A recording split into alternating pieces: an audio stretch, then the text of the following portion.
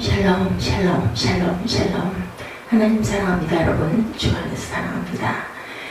오늘 열왕기상 2장 1절에서 7절까지의 말씀, 솔로몬을 향한 다윗의 마지막 당부. 2장 1절에 다윗이 죽을 날이 임박함에 그 아들 솔로몬에게 명령하여 이렇게 시작되죠. 내가 이제 세상 모든 사람이 가는 길로 가게 되었느냐면 힘써 대장부가 되고 내 하나님 야훼의 명령을 지켜 그 길로 행하여 그 율법과 계명과 율례와 증거를 모세의 율법에 기록된 대로 지키라. 그러면 내가 무엇을 하든지 어디로 가든지 형통할지라. 다윗의 마지막 당부가 이렇게 쭉 이어집니다. 4절에 야훼께서 내 일에 대하여 말씀하시기를 만일 내 자손이 그들의 길을 삼가 마음을 다하고 성품을 다하여 진실이 내 앞에서 행하면 이스라엘 왕이 오를 사람이 내게서 끊어지지 아니하리라 하신 말씀을 확실히 이르게 하시리라. 스루의 아들 요압이 내게 행한 일 곧 이스라엘 군대의 두 사령관 넬의 아들 아브넬과 예델의 아들 아마사에게 행한 일을 내가 알거니와 그가 그들을 죽여 태평시대의 전쟁의 피를 흘리고 전쟁의 피를 자기 허리에 띈 띠와 받으시는 신에 묻혔으니 내 지혜대로 행하여 그의 백발이 평안히 스올에 내려가지 못하게 하라. 마땅히 길앗 바르실레의 아들들에게 은총을 베풀어 그들이 내 상에서 먹는 자 중에 참여하게 하라. 내가 내 영 압살롬의 낯을 피하여 도망할 때 그들이 내게 나왔느니라. 이렇게 유언을 하는데 보니 출애굽기에 나온 하나님의 율법을 잘 지켜 행해야 네 대에서 왕이 끊어지지 아니할 것이고 내게 또한 은혜를 베풀었던 사람 그리고 나에게 그 전쟁을 일어나게 했던 요압을 경계하고 네가 잘 그것을 정리해라. 이런 내용을 말씀하고 계십니다. 백전의 용자이고 민정의 영웅으로 추앙받았던 다윗이 이제 나이가 들어서 죽을 날이 임박하죠. 나이 30세에 왕이 즉위하고 40년간을 왕으로 통치한 후에 나이 71세에 세상을 떠났습니다. 다윗은 그의 국정은 혼란을 막기 위해 후계자를 세우는데 그가 바로 솔로몬이었고 이것은 하나님의 뜻대로 세운 그런 왕이었었죠. 솔로몬이 왕에 오르기까지 정말 많은 어려움이 있었습니다. 솔로몬은 10번째 왕으로 나타나 있습니다. 왜냐하면 솔로몬의 여러 형제들은 서로 왕위에 오르겠다고 투쟁을 심하게 했기 때문이죠. 그 중에 아도나이라는 이복 형제는 자신이 왕위에 오르려고 다윗의 충성이었던 요압 장군과 아비아달, 시므이 등과 함께 솔로몬을 반대했기 때문이죠. 솔로몬 형제들의 반대 속에서 왕위에 오르게 된 때는 어린 나이에 오르게 됩니다. 성경에는 그 즉위한 나이가 기록되어 있지 않지만 추측해 볼 때 30대 이전에 어린 나이에 왕위에 오른 것으로 생각이 됩니다. 어린 동생이 왕위에 오르는 것을 반대한 형들이 있었으면 당연했을 것입니다. 다윗은 그가 죽은 후에 혹시라도 형제들 간에 왕위 쟁탈전이 벌어질 것을 우려할 수밖에 없었죠. 죽음을 앞에 두고 어린 나이에 왕위에 오르게 될 솔로몬에게 당부하는 이 부탁은 솔로몬에게 참으로 중요한 교훈이 되었습니다. 솔로몬이 흔들림 없이 나라를 다스리기 위해 마음속 깊이 명심해야 할 교훈이었기 때문인데 다윗은 자신의 살 날이 이제 얼마 남지 않았음을 실감합니다. 그는 세상을 떠날 때 임박하였다는 것을 직감을 알게 하죠. 자신의 죽음을 예견하였다는 것은 다윗에게 어떻게 보면 큰 축복이었습니다. 왜냐하면 죽음을 준비할 수 있는 기회가 있었기 때문이죠. 하나님을 만난 준비를 하지 못하고 죽음을 맞이한다면 정말 슬플 것 같습니다. 전도서에 이런 말씀 있죠. 7장 2절에 초상집에 가는 것이 잔치집에 가는 것보다 나으니 모든 사람의 끝이 이와 같이 됨이라. 산자는 이것을 그의 마음에 둘지어다. 이 말씀의 의미는 초상집에 가게 되면 언젠가 우리 모두가 사자와 같이 죽은 날이 온다는 것을 명심하게 되고 죽음에 대한 준비를 해야 한다는 것을 생각할 수 있기 때문이죠. 뿐만 아니라 그의 자녀들에게 반드시 말해줘야 할 것이 있기 때문인데 만일 자신이 아직 살 날이 많이 남아있다고 생각한다면 꼭 해줘야 할 중요한 말을 미루게 되겠죠. 그리고 결국은 하지 못하고 돌아갈 수도 있습니다. 그러나 다윗의 경우처럼 자신의 날이 얼마 남지 않았음을 느끼게 되면 자녀들을 앉혀놓고 마지막 당부를 할 수 있습니다. 그 당부나 부탁은 매우 중대하겠죠.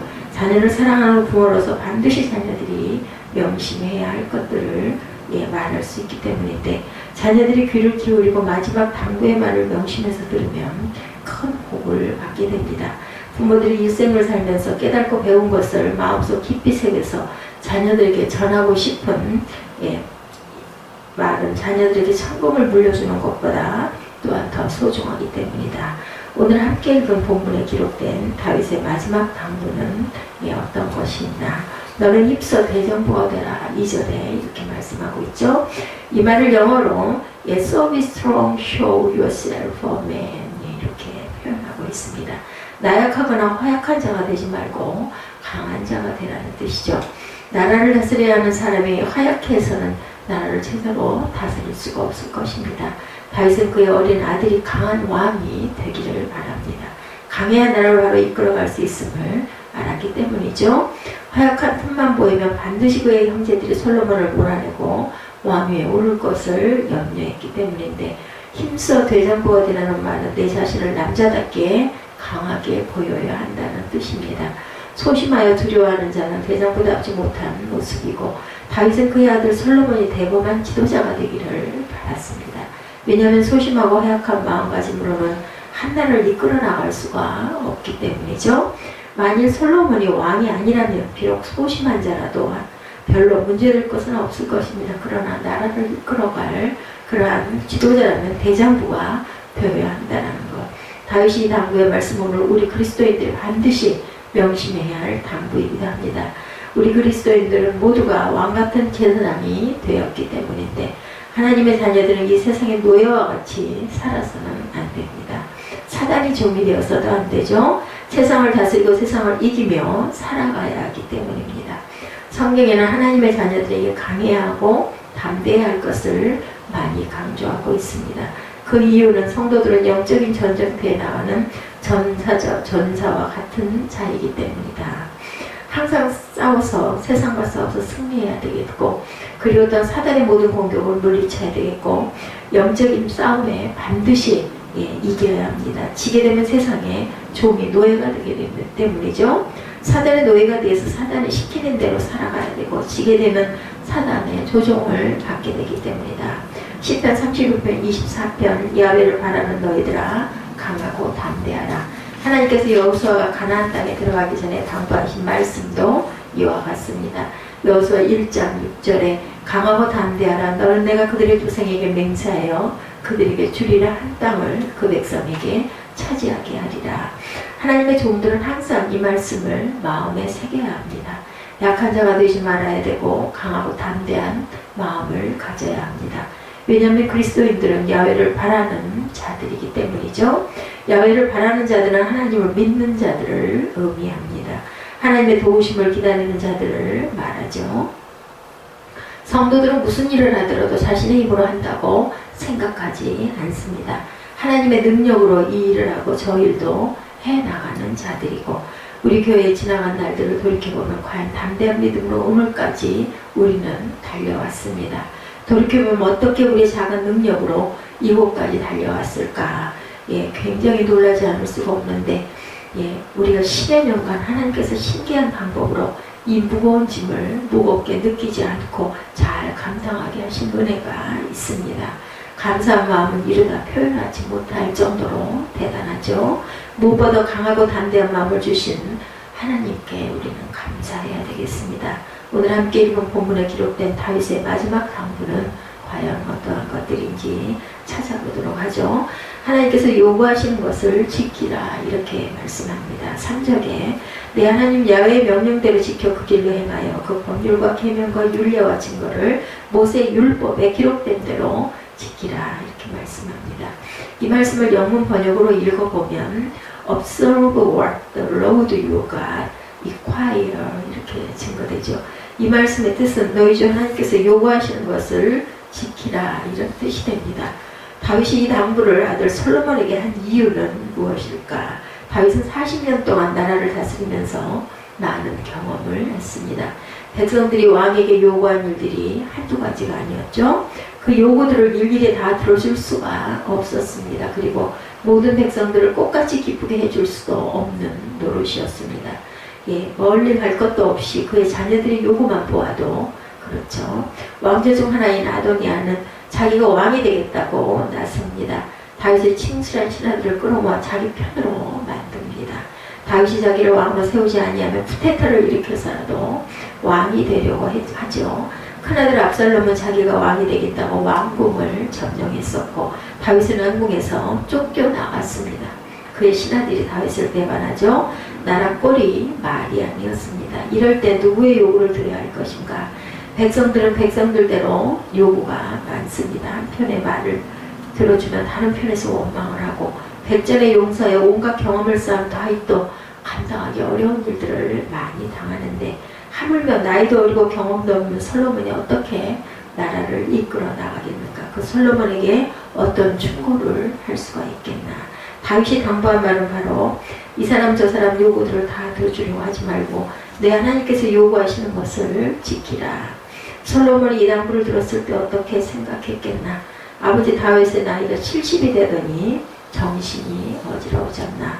백성들의 요구를 들어주는 것이 중요하고 나라를 안정시키는 것이 아닌가라고 생각할 수 있을 것입니다.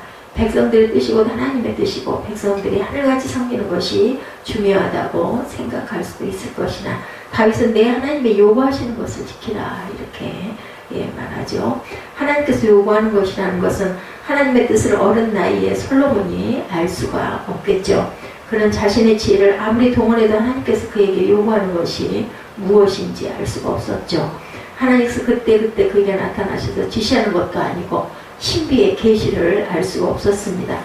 하나님께서 그때 나타나셔서 요구하는 것을 듣기 위해서 백성들을 모으지도 않았습니다. 이 사람 저 사람 찾아가서 자문을 구하지도 않았습니다. 그는 하나님의 전에 들어가 하나님께 기도하기 시작하죠.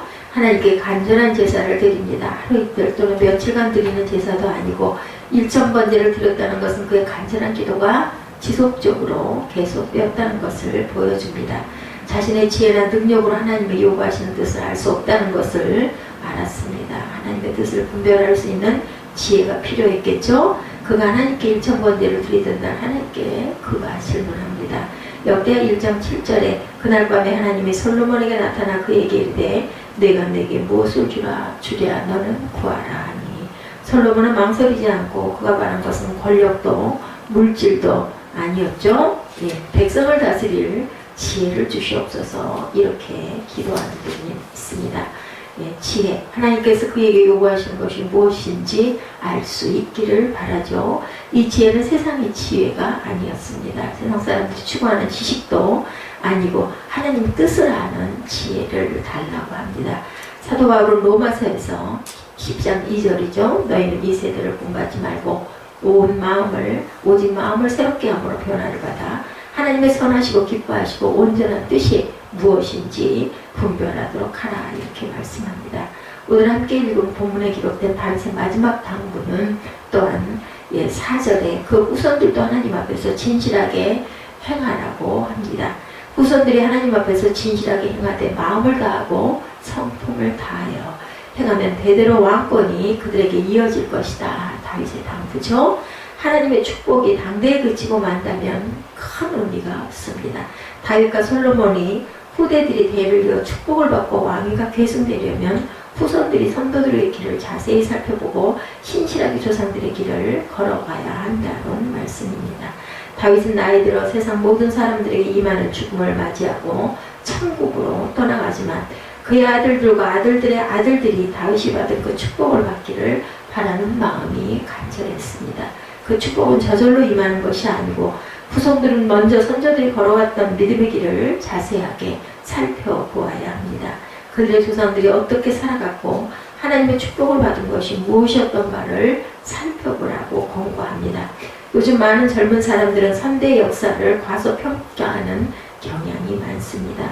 소위 포스트 모더니즘의 영향을 많이 받고 있는 거죠. 부모의 권위는 그들에게 별로 의미가 없습니다.